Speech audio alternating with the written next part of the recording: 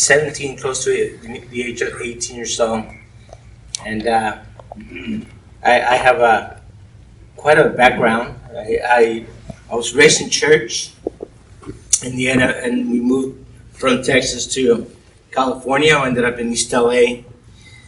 There, it was a really rough life. I went to a junior high that was just really rough, and then I went to Garfield High School, the same movie that Stand and Deliver during that same era, where that famous teacher, calculus, which I didn't take, by the way. But just, that's the era where I grew up.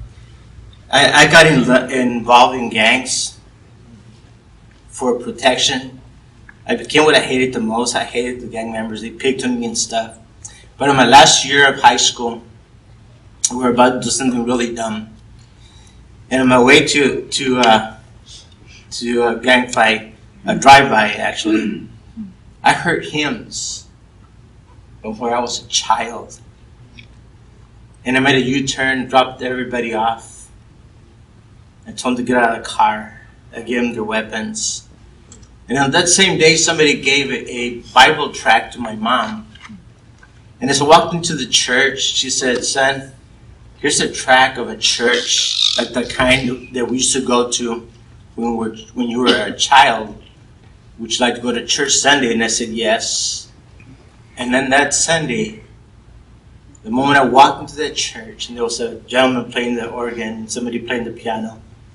No one had preached yet, but the greetings of people, you don't know how important it is to greet with love. I felt love, the handshake, and that anger, that toughness that I had to, a front that I put in front of everybody, walking with my fist closed, acting tough. I felt I didn't have to do that in the church, so I relaxed. I felt a burden, it just fell off of me.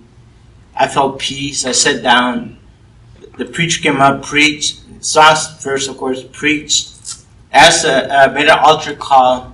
It was not an altar call for salvation, just for prayer. But I came up. Another wonderful woman, up there in age. I'm just a young person. She came up to me and said, "What do you need prayer for?" And I said, I want Jesus in my life. And in my senior year of high school, in the altar, I accepted Jesus Christ as my Savior. And I promised the Lord that I was going to serve Him with all my heart. And I have served in many capacities ever since then. I've been youth leader of a church. I've been evangelist. I've been a pastor.